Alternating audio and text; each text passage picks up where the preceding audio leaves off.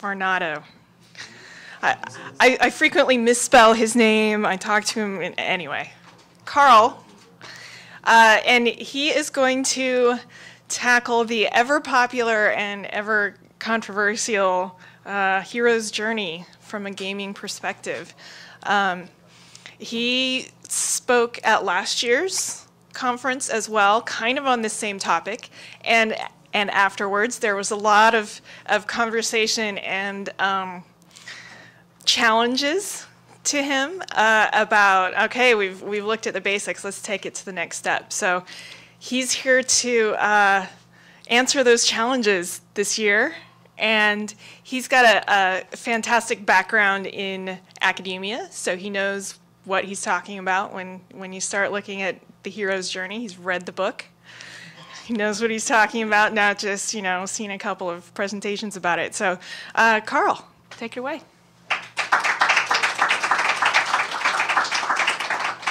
Okay, before I start, I just want to thank Wendy for giving me the opportunity to speak here. This is going to be complete madness. Please, please argue away. We're going to have a ball. Do not take it too seriously. Nothing I said here can be used against me after this presentation. I am going to probably contradict everything I've ever said in public about the hero's journey preceding this and afterwards. So let's have fun. All right. Hero's journey can be blamed on one person, Luke Skywalker and his X-Wing in 1977. You can blame him for having these arguments amongst people across the country. Or you can blame him who created Luke Skywalker and his father, Darth Vader. But he copied that idea from this guy. No, he did not actually.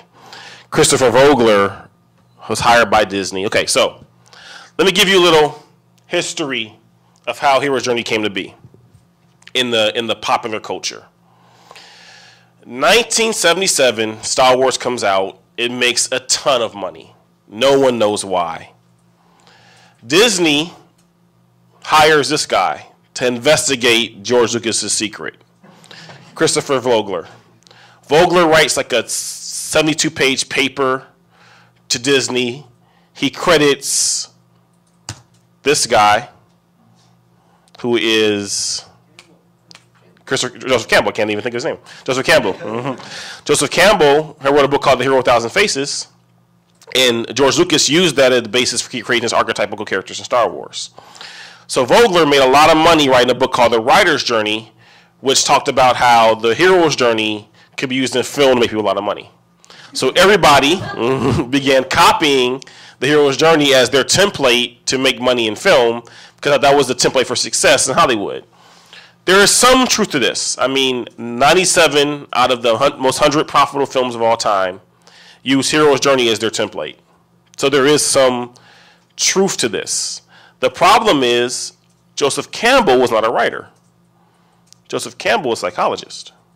And he was analyzing archetypes throughout history of literature. So he was not writing the book to inspire writers.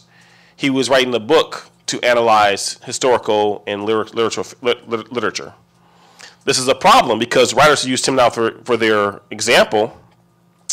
And he used most of his information, his inspiration from Sigmund Freud. George Carlin, maybe, but more likely Sigmund Freud.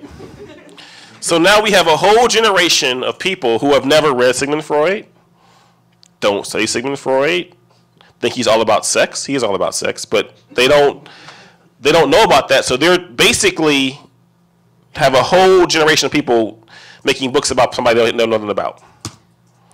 All right, so what is the hero's journey?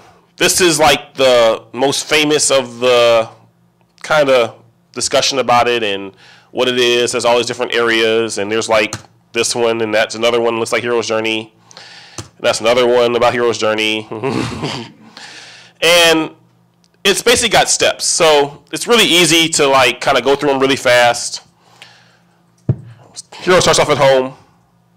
He confronts an idea, an adventure. He refuses the idea of the adventure. He finds helpers for the adventure. He crosses into a new world of adventure. He finds tests on the adventure. He finds helpers in the adventure.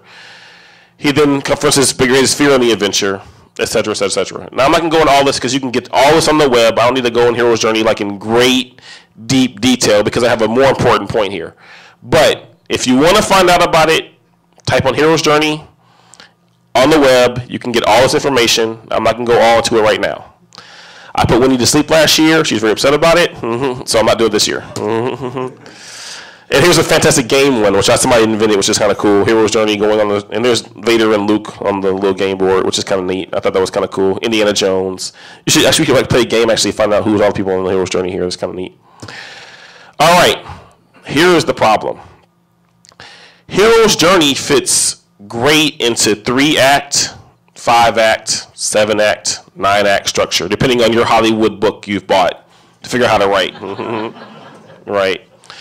And you can go in and you can study everybody from Robert McKee to Sid Field to all these different writers who talk about how to write perfect Hollywood scripts and how we can use Hero's Journey to make our stories better, blah, blah, blah, blah, blah, blah, blah, which is great. And but here's the problem. We all learned this, remember middle school? You all learned how a story is, right?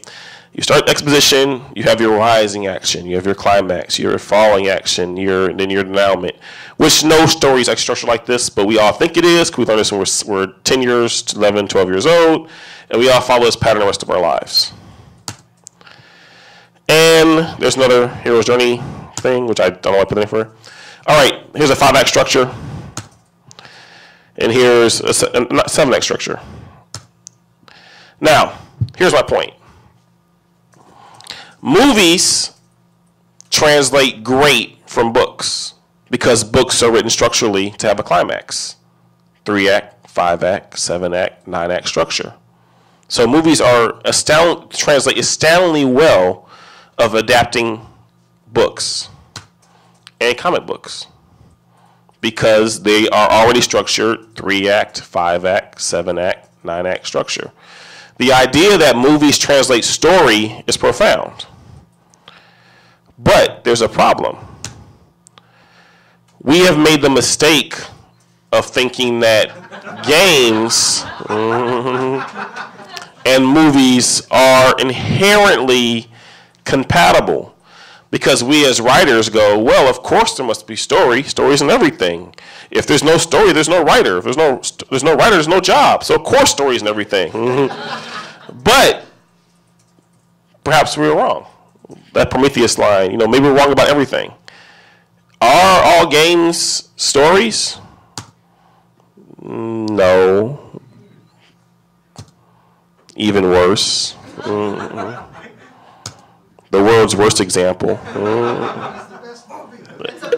It's a blast. And you gotta love the tagline. This ain't no game. It's a live action thrill ride.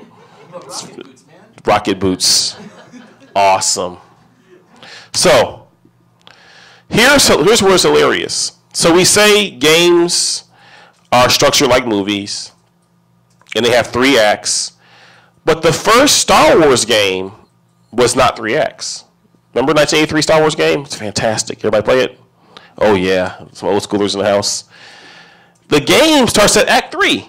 You start on the Death Star. You're like flying on the Death Star. You don't go through the Death Star, inside the Death Star. You don't meet Princess Leia or Han or Chewie or Ben for that matter. You just fly the plane down the Death Star trench run, and you kill TIE fighters. That's all you do. And everybody loved it. It's like ranked the number 4 game of all time in the history of games. So why do we automatically assume that games need 3-act structure, 5-act structure, 7-act structure? Why do we assume that the hero's journey applies to games as it applies to movies, when Star Wars itself did not follow the rule? Wasn't it more of a simulator? It could be, sure. But I think we have gotten to the point in our ideal of games is that story translates to everything. And so what I'm challenging the idea is maybe games don't come from story. Maybe games come from something else, something we have not really examined as writers. I think there's opportunity here. It's a cool game, by the way. Go get it. It's on. If you buy the GameCube version of some Star Wars game, you can get the game for free. All right. Games are nonlinear. And there's awesome opportunity in games to do things that do not build to climaxes necessarily. I love Mike Tyson's Punch-Out. Everybody remember Mike Tyson's Punch-Out? Such an awesome game. And it had the coolest thing that was universally not done in that time. You could skip ahead to the main boss right away. If you knew the code, 007, 373, I can't remember the rest of it. You could fight Mike Tyson right away. He would cream you. He beat the crap out of you. But it was awesome. And I could beat Mike Tyson after like 300,000 tries.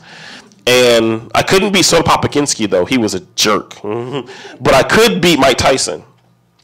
And it made me start thinking about, when I was thinking about this presentation, was the idea that games have to have a climax in the traditional sense, mean that you build toward a climax, because the hero's journey is centered on the idea that you're going to have this big climax at the end of the film, this big climax at the end of the book. And what if that was not true at all? What if the climax happened at the beginning of the idea? And why would we do that? It seems crazy. So here's the idea. Games play with time. Braid's a great example of this, right? Braid has this beautiful kind of surreal feel, and the game play is time-oriented.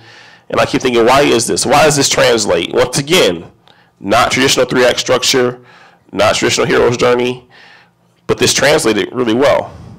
And so, so I think about this again.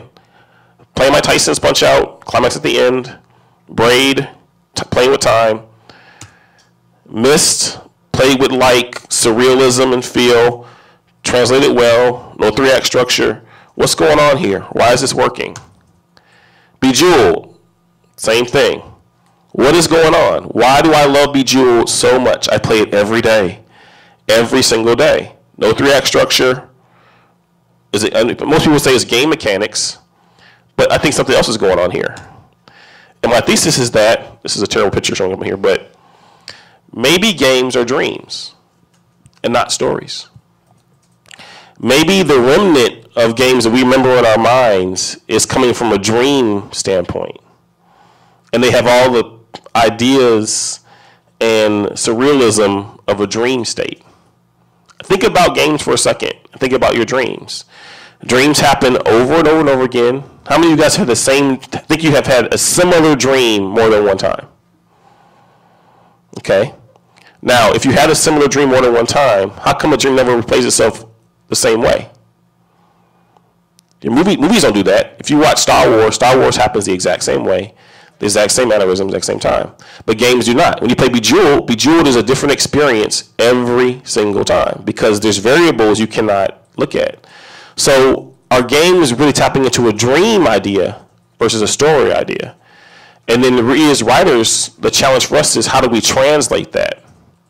So rather than examining it from a story perspective and trying to translate story ideas, perhaps we should look at it from a dream perspective. And then all the rules you throw out the window then. So you can look at Hero's Journey and go, all the puzzle pieces are there, but perhaps they're in the wrong order. So here's my example. This is a wonderful game called Skyrim. It's a very dangerous game to play. If you have family, children, girlfriend, boyfriend, parents, pets, not recommended for their safety, especially pets. You will ignore people for days. It's probably the greatest threat to Facebook ever created. But Skyrim has this immersive world, and it gives this great argument that the hero's journey is there. I mean, if you go through the steps and stuff like that, you can do it. But it got me thinking, okay, so Skyrim is like this singular player game. You really don't, there's no multiplayer in it that I know of. Maybe somebody knows something, but I don't know. But there's no multiplayer in it. And I was thinking, Skyrim gets boring after a while. Not because I complete all the worlds, because it's just not changing. So what if I could play Skyrim, and at some point, when I go back to Hero's Journey points, hold on, I'm going to go back a little bit in my presentation real fast. I want to show you something on the Hero's Journey slides, which I can't see very well. All right. So there's a point in the Hero's Journey where you actually, it actually says friends, allies, and enemies. After your first act, you actually meet them in the traditional sense. So my idea was, what if you played a game that for the first half of it, you were isolated, you built yourself up. And then there's a part of the game where you actually have to interact with other people. And they have their own missions and their own ideas and their own goals. Now, that would change your game forever. For instance, let's say you're playing Skyrim, you come to a village that's destroyed. And there's one last townsperson there who's like been hiding in a cabin or something. And they decide that they're going to hire you to go back and get vengeance for this village that's destroyed, right? And you're like, great, they pay me money, I'm going to go save this person from the village. So I find out that Wendy destroyed the village. She just went and slaughtered all these people down, right? And so now my mission in Skyrim is to go hunt down Wendy. I have a different mission in the rest of the game, just to find Wendy and bring her back for justice, right? So I find Wendy like 17 hours later in the game. And Wendy, I got Wendy trapped and she's running from me. She has no idea why I'm hunting her. She's like running from me. I'm this crazed person from her perspective, like trying to assassinate her. And I get her and I wound her. And Wendy tells me, well, I killed the village because they were all vampires. And I'm going, damn, I just killed a vampire hunter. And then Wendy sends out like the predator beacon or something, and then that goes into the air, and all Wendy's clan comes after me. Now the whole Skyrim experience has changed dramatically. And I don't mean making this a multiplayer like World of Warcraft. What I'm asking is, that happens for a second, and then I get wounded, and I go back to my single player again. Integrating the worlds in a realistic way. It's not all multiplayer, all single player. And this is my issue because I was at what's that called? Comic-Con 2 weeks ago. And I played the new Transformers, which looks fantastic, War of Cybertron. And they had the multiplayer available. And it looked great. It was fun to play. I had a good time. But it was Doom. Every multiplayer is Doom. Every multiplayer is still Doom. We're 14 years later, it's still Doom. It's still running around dungeon, killing people, and then respawning after you get caught. We need to change that. How do we change that? I'm going to scroll down this real fast because Keynote's funny. All right, so here's my point. When I invite people that are much smarter than me up here in a second, Jonathan and Toya, what I want to discuss is, I want the audience to be a part of this, is what do we do and how can we as game creators start thinking about games as dreams? How can we structure them differently? How can we play with time differently? Instead of trying to build to the movie climax that we're all been trained and paid a whole lot of money at universities to teach us how to do. How do we change that? This is one of my favorite games right now, Infinity Blade. And the idea that you have a genetic memory, that every time you fight the boss, you die and spawn off as your own son, creates this idea of time. And I wish Infinity Blade did a couple things different, right? Like I wish there would be like a little squirrel that would run across the screen and change the environment a little bit, like Hot Tub Time Machine. Because making you fight the same enemies is boring. But what if there are slight variables in the world that just changed kind of slightly every time you came back? It would be really interesting and I think really more dreamlike.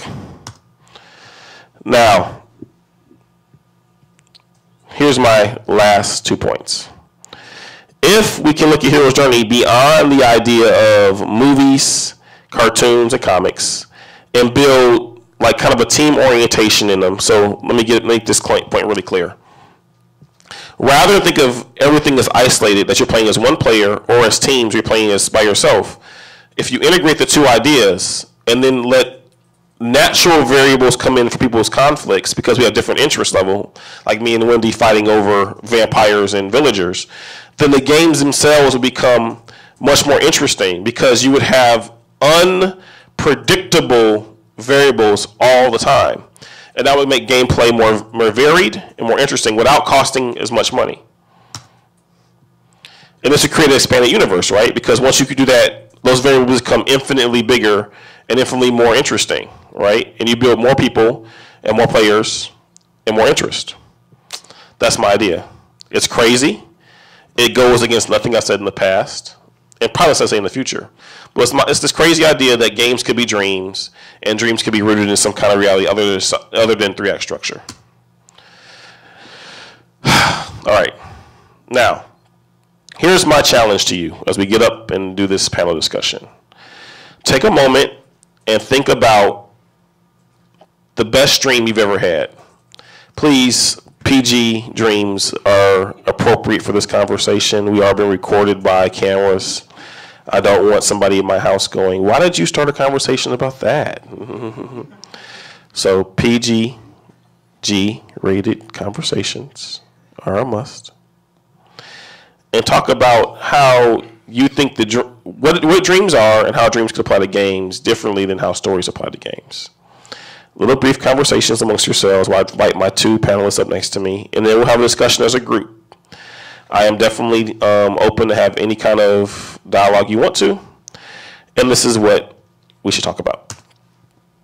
All right, that's the guy from Skyrim. We should all get together and beat him. Mm-hmm. No, sorry, the guy from World of Warcraft. You're right. I apologize. World of Warcraft, we all got to get together and beat him one day, and this is the point. You can't beat him by yourself.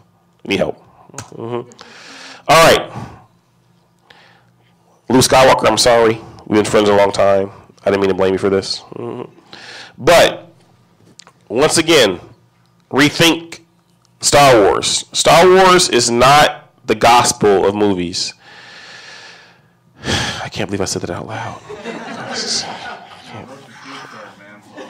Can't believe I know. It's not the be-all. There were movies before Star Wars. There were lots of them. Casablanca, Wizard of Oz, others that I don't know right now. But no, we have to get away from that. Star Wars fits every model. It doesn't fit every model. It fits some models. It fits some models very well. We have to let that go. He is not evil. He is not evil. He just used an idea. And it's cool. It's real cool. But has George Lucas even ever designed a game? Anybody even know? Loom. He might have. I think he did one of the LucasArts adventure games. He might have. So then our question becomes, why are we basing all our model on somebody who's never designed video games? Or designed one? That's disturbing. This guy never wrote a video game either. He's a movie guy. And he never wrote a screenplay, by the way. Mm-hmm. He just analyzed somebody else's. This guy never wrote a movie, nor a comic book, nor a video game. He's cool. Great work. Read his book, Hero of 1,000 Faces.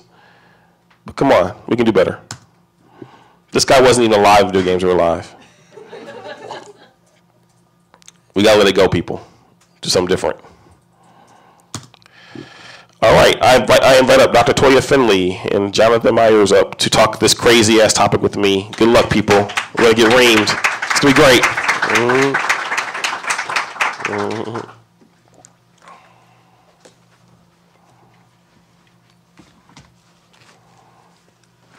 And I will take questions from the audience while they get prepared in case you want to destroy me for this ridiculous blasphemy I've just committed against you. Nobody?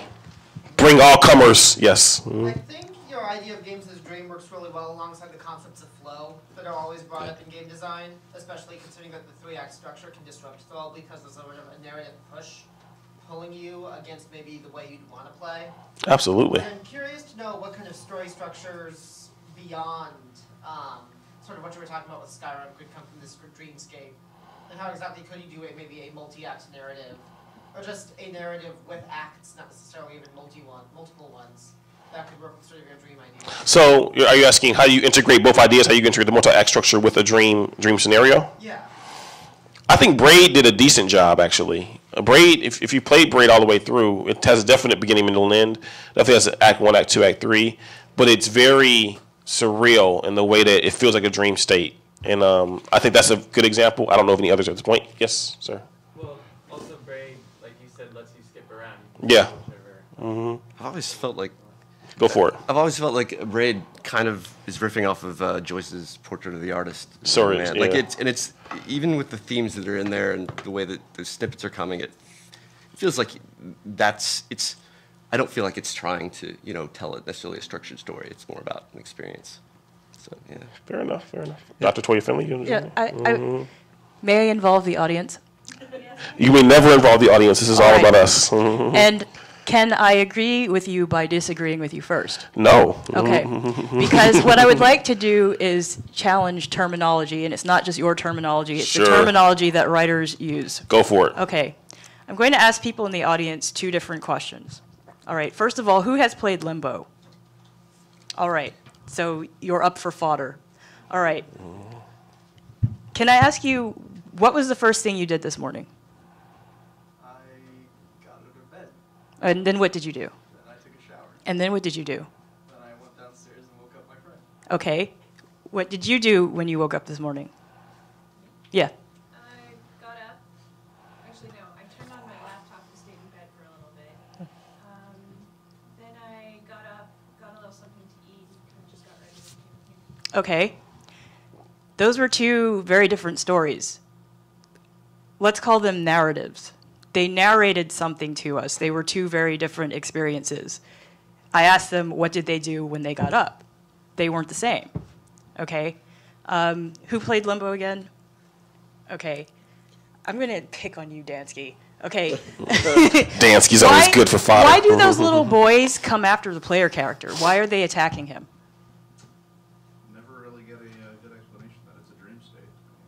Really, Limbo is an F.W. Murnau's silent film with a controller attached to it. Okay. Who else had their... You in the blue shirt, did you have your hand up? Yeah. Okay, why do the little boys come after the player character? I guess they didn't like him. Okay, two completely different answers, played the same game, had two different responses to something that they experienced in the game. Okay? I'm going back to your idea of having an expansive universe. And you just saw, like, they're very different experiences to the same ideas. So what I want to do is drop the word story and use the word narrative instead. It's horrifying. Games have narratives. Dreams have narratives. If you actually look at a dream and analyze it, it has a narrative. It might have several narratives. Games have narratives. Narratives, to a certain degree, can have a structure. You were talking about getting away from acts. You can do that very easily if you focus more on a narrative experience. Think about your life. Your life has a narrative. If you recount to somebody, what you did this morning, what you're doing right now, you will be narrating something to them. So if we get outside of the idea of story, because a story has a conflict and it has a certain amount of characters and it has plot arcs and there are certain things that are developed, and talk about having a narrative experience, how would that change the game landscape? But I bought all these books about story. I took all these classes about story. It's not fair. I think Toya's onto something here when she's talking about, there's an experience and there's somewhat of a structure to that experience, but that's kind of up for grabs. Right. That's where the storytelling can play. And I think something I get out of the notion of the monomyth and the three-act structure is that it really worked with movies because you're talking about a system of typically 90 to 100 Right. minutes where an audience is sitting, paying attention, and you may lose them or not, but essentially you've got them for 90 minutes. And so that to me is a very vastly different system. So in many ways I agree with what you're saying about, this needs to be just ripped apart a bit and like, well, what are we really doing with this? But I think that as a tool, as if we're considering narrative as a tool for engagement, then some of what is in there can be repurposed. And I would almost say like what you're talking about with Skyrim, to me that's about experiencing multiple different potential hero's journey pathways as a person, as a player, that could be occurring at any point in time, right? Rather than a very rigidly structured situation. Like you said, oh, I do this, and then 14 hours later, right? That's what would disrupt this typical notion of the hero's journey. It's like, oh, 14 hours later doesn't work. That's not really. But I think that it kind of could be. Well, yeah. Historically, I mean, like I make this argument all the time that Zelda, Legend of Zelda, Ocarina of Time was like the perfect hero's journey game. Like it's perfectly structured. It has Act 1, Act 2, Act 3, very clear structurally. And that's my favorite game. I think it's perfectly made. But what I started examining was, but I'm not playing Zelda right now. I'm playing Bejeweled all the time. And so I'm trying to figure out, why do I play Bejeweled every day? Like, why, and I do it like I'm on a train. I do it when I'm in a car. And I don't have the same connection that I do with traditional story methodology. So why is that? What's the connection? And so people would normally argue that that's interface. And so I'm saying, well, maybe there's something else there that's not, as writers, we have an example. Maybe even programmers understand better than us, or even designers. But as writers, we don't examine it because we think that if it doesn't have narrative or story, there's no place for it. Like, we just think that's not important. That's my question. Well, you brought up Joseph Campbell being a psychologist. And going back to, I don't think we really think about this as writers, is why do people connect with stories? I might think one story is terrible and somebody else thinks the story is absolutely great. Why? There's a psychological, emotional connection that the audience has with it. It could be unconscious, completely unconscious. They might be able to tell you, why they had this emotional connection. And if you go to Freud's mentee, Carl Jung, and you were talking about the psychological component of the hero's journey, there's also the collective unconscious component, like all of these archetypes, all these symbols that cultures have. We as an entire planet have these similarities, but also cultures have them. And I think going back to the idea, like, do you need a whole lot of dialogue? Do you need a whole lot of text? What just happens if you are traipsing around the game world? There are certain things that our imaginations fill in the blanks for us. Like, that's why I was asking about Limbo. And we got two very different responses, but their imaginations filled in the blanks very differently. That also happens if you have a game with a pretty linear storyline and lots of text. You are still going to fill in the blanks. You are going to like certain characters because of your emotional response to them. You're going to hate them because of your emotional response to them. So I just want to throw out there that perhaps there is a psychological and emotional, there is always a psychological and emotional component. We are always emotionally responding to things, whether we are, aware of it or not. That's just the way we are. Maybe we need to pay more attention to that when we are, deciding what these character arcs are going to be or the plot arcs are going to be. What emotional response do we want to elicit in players, or do we need to worry about that? But keep room for that. Keep room for the player's imagination to fill in the blanks. That would be a more rewarding experience for the player, instead of telling them what they should be sensing or feeling. I have a question right there. I almost feel that that's a little dangerous, because we're all talking about writers who think in a deep amount. And you're looking at Limbo, which doesn't give you any explanations, you just kind of attach to it. But one of our big issues we have as a culture, and it kind of goes along with what you were saying, is that we've been given a cookie-cutter plot, and the majority of the public doesn't have the ability to think very deeply, and they need that answer. They need the information. And a great example would be the end of Mass Effect 3, which everybody crapped on because nobody had the brain power to actually actually visualize what was actually going on.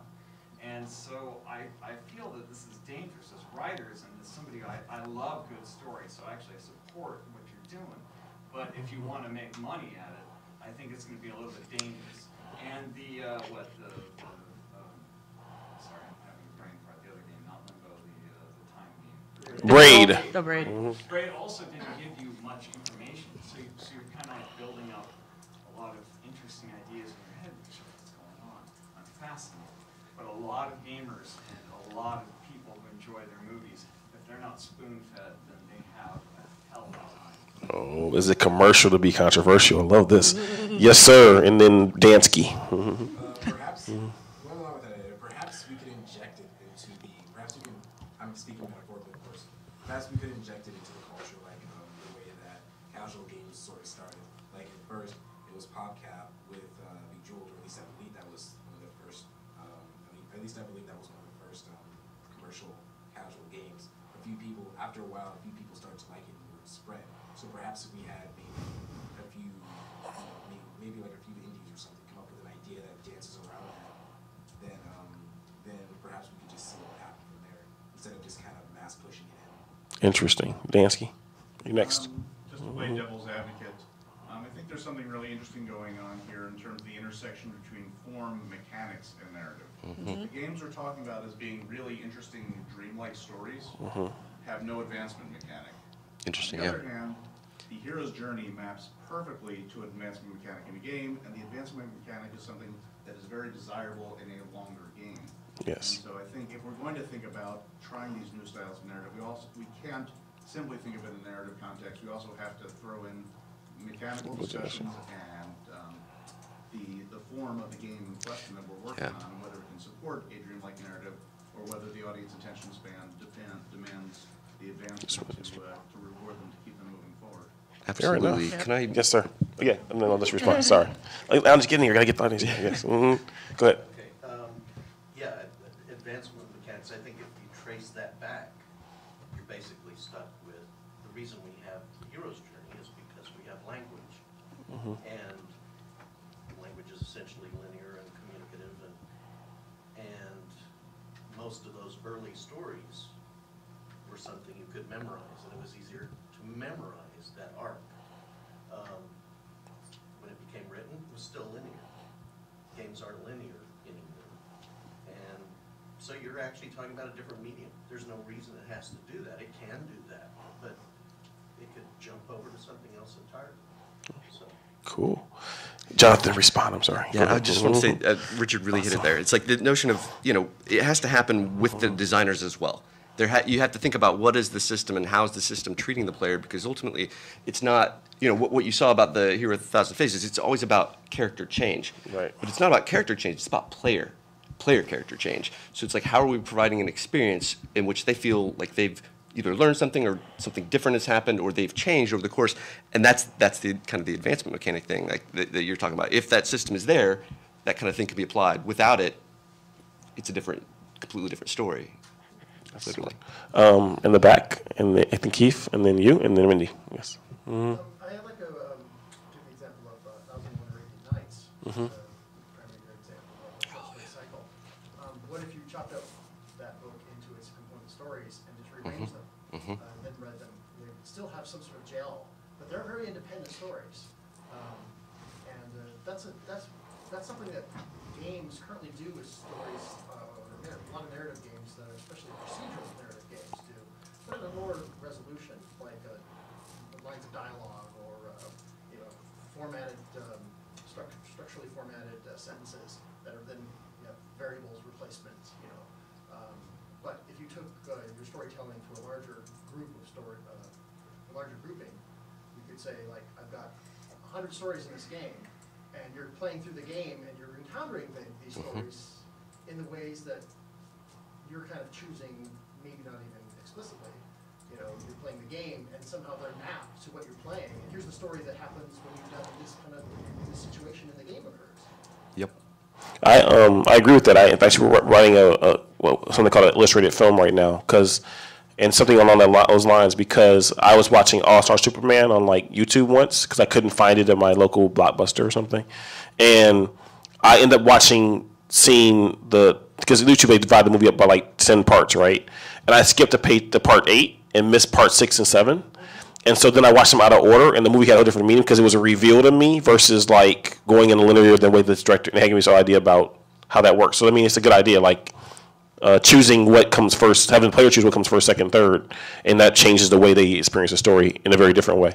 And we're next. Can I add on something really quick? What you just described there is what I think is the absolute future of sort of Facebook and social game storytelling.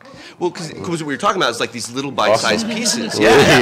You've inspired a whole new generation. Keith. You're on it. Because that's what the goal was. Yeah, there are things like that are starting to happen, and it's abandoning the notion that, okay, it's not a single dramatic action over the course of 90 minutes or over the course of a 60-hour game. We're talking about extended, continual engagement, and that what you described there is kind of like that system of sort of an online engaged, sort of a little bit more MMO-ish.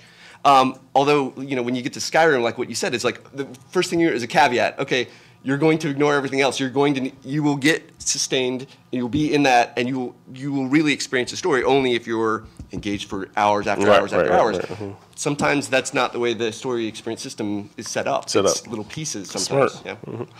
Yes, sir. I know you briefly mentioned this, but how Joseph Campbell wasn't a writer and he wasn't a movie director. He was a psychologist.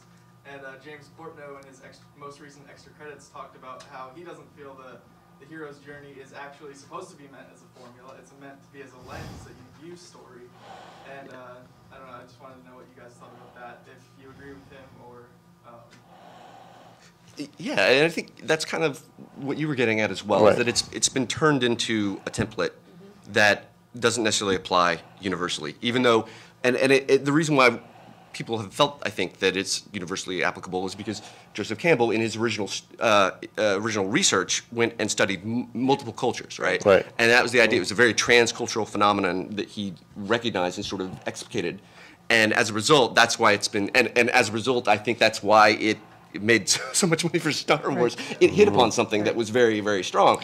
But you can't take that and just universally apply it then. Yeah, and it wasn't like Star Wars was the first thing that did it. Like, it's in Casablanca, it's in Wizard of Oz, which is 40 years before Star Wars. I mean, it's something that resonates. When you write a story, there are elements of history that's going to show up in your story because it's a psychological development process. But what's interesting about when you become a writer and you're getting trained, this is my point to the presentation was, you get trained to think hero's journey is the way you write stuff. And so because you think that, and you adjust all your stories to make sure they fit this template. Right. Well, and that's sometimes the wrong approach for some things. Well, and that's why I brought up Carl Jung and the collective unconscious, because like I don't use the hero's journey when I write, but I can tell you, if I go back and analyze a story and the characters, there are elements of it in it. Why? Because that's a part of the way cultures tell stories. We all recognize it. I know Carl Jung had a great quote about games, and I can't remember exactly how he worded it, but he said something along the lines of like one of the most meaningful and difficult undertakings that humans can do is creating games.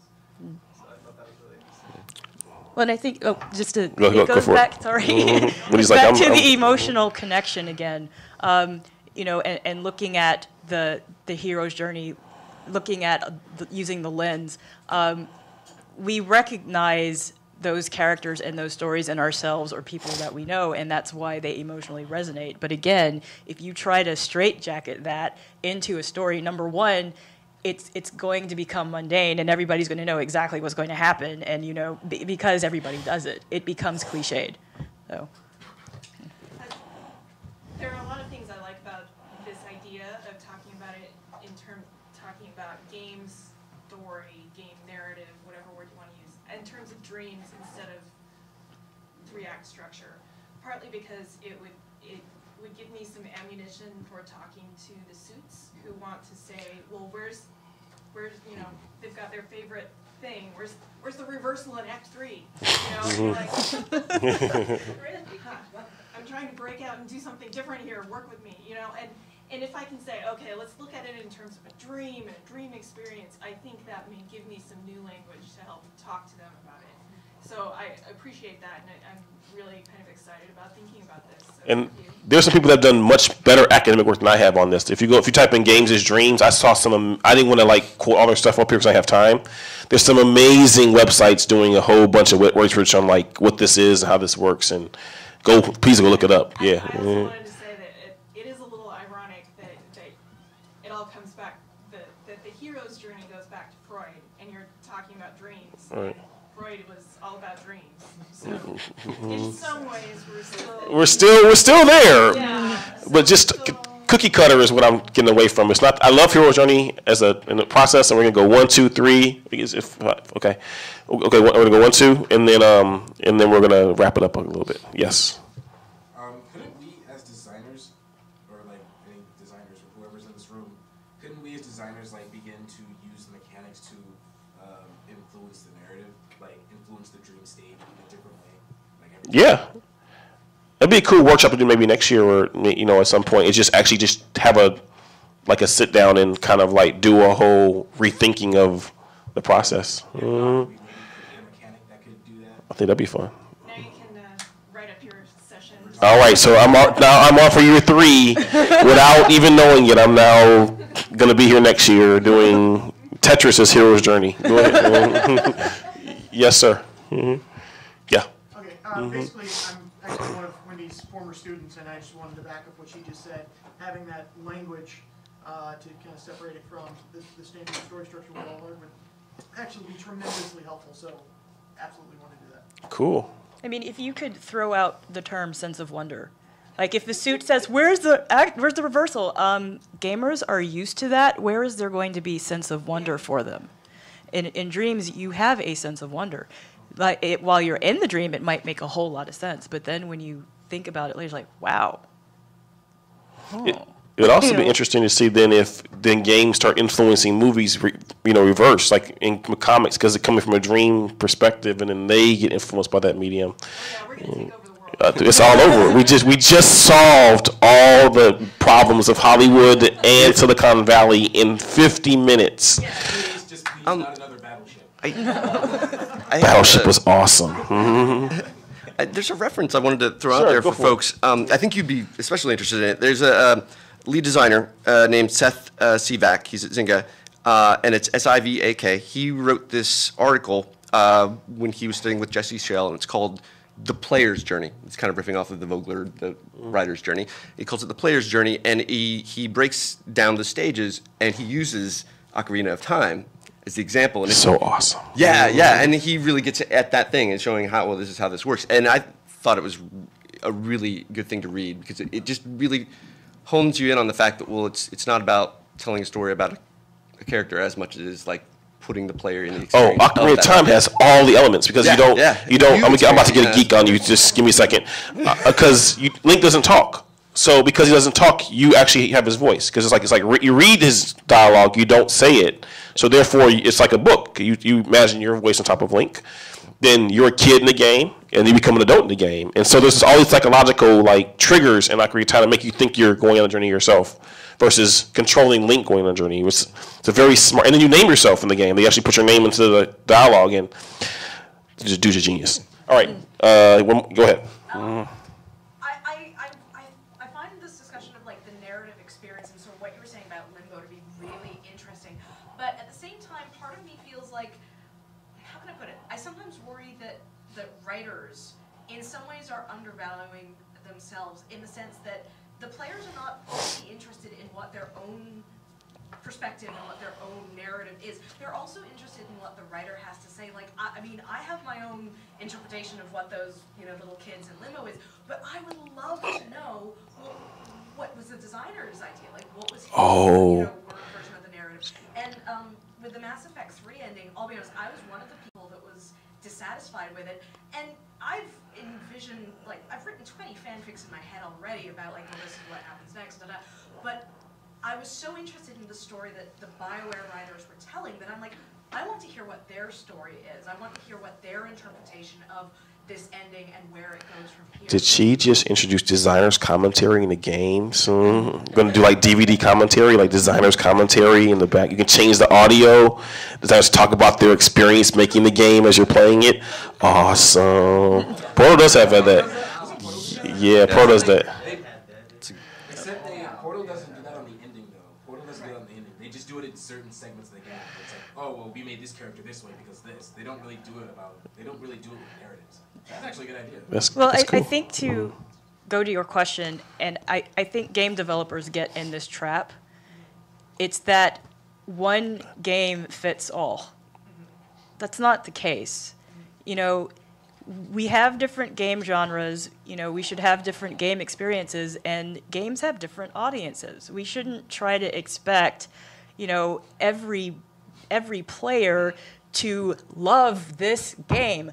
You know, if we're writing a story, if we're reading a novel, if we're watching a film, we're not going to expect that. Why do we talk about games that way? So what you're saying, yes, there can be games with, you know, a very explicit story. There can be games with, you know, it's just atmospheric, you aren't told what's going on. There's room for all of it. So yeah, I think we have to get out of this idea that we've got to have the game that everybody loves. This game everybody's going to, no. No, Yeah. make games for different audiences. All right. I think that was actually kind of what I was getting at, but you said it a lot better than I could. Cool. And with that, we are done. Thank you, Dr. Toya Finley.